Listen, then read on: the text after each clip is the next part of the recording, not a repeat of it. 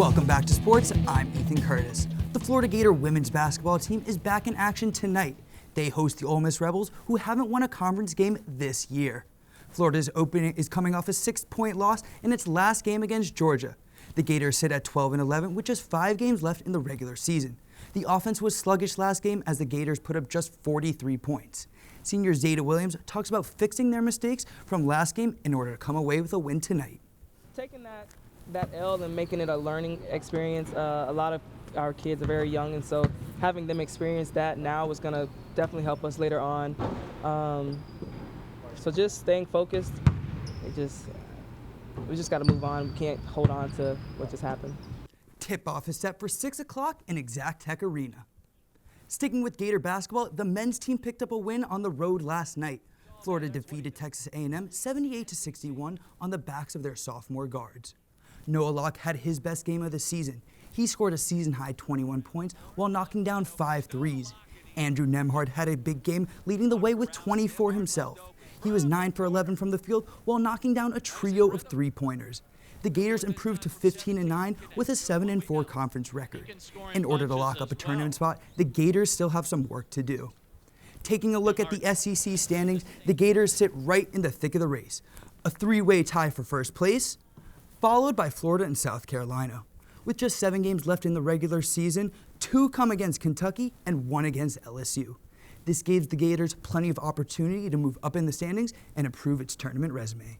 Florida plays its next game when they host Vanderbilt this Saturday at 8. Staying in Gator sports, the softball team picked up a win last night.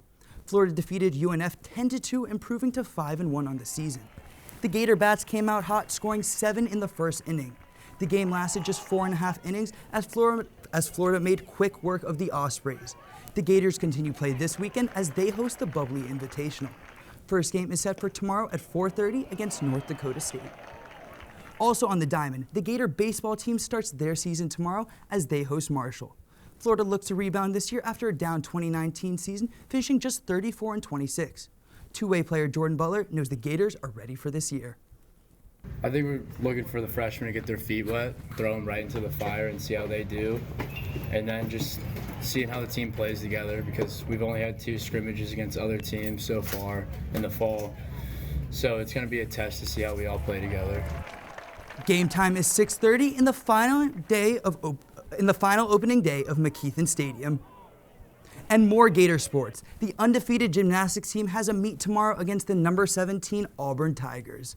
The Gators are coming off a home win against Iowa State last week, in which they scored the nation's 5th highest total this season with 197.875. Gator head coach Jenny Rowland makes a return to Auburn. Prior to joining UF in 2016, Rowland was with the Tigers for 5 seasons before finishing her final 2 as associate head coach. She talks about how her team needs to stay locked in ahead of the meet. Whenever we go up against an SEC competitor, they always bring their A game. So we can't put it on cruise controls, take a step back. We have to be on point just like we always are. Tomorrow's meet is set to begin at 8:30. It's a big night in girls' high school hoops with regionals starting. First up is the PK Young Blue Wave on the road against the Providence School. PK Young will have a challenge taking on a Stallions team that has won 11 in a row. Next up, Creekside and Columbia face off on a neutral site. Also tonight, Hawthorne hosts Fort Meade and Williston takes on Wildwood. The winners of these games will play each other in the regional finals next week. All of tonight's game starts at 7. Valentine's Day is tomorrow, and the demand for sweets and flowers leaves Gainesville businesses looking for an extra help. The flower shop on West University Avenue hired 5 extra drivers in order to complete 100 deliveries per day. Owner Terry Parker says the shop ordered thousands of roses. Thornburg Chocolates on Northwest 43rd Street also needs extra hand. In past years, the store sold over 1,000 assortment boxes. Thornburg co-owner Kathleen Bagley says the shop is hectic on Valentine's Day. Every once in a while, we will have crowds empty out, and the one person to, herald the next rush coming in will come in thinking, what happened? There's nobody in here. And we're always saying, just wait.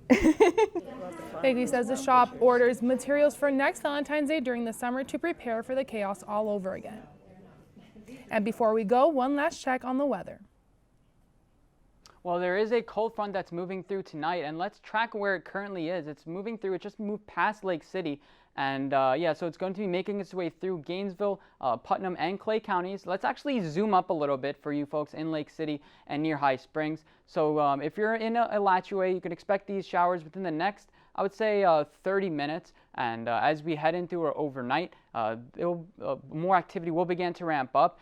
Today, temperatures got to 84, which is a record, but it's going to be a big difference tomorrow where temperatures only get to around 64 degrees. Back to you.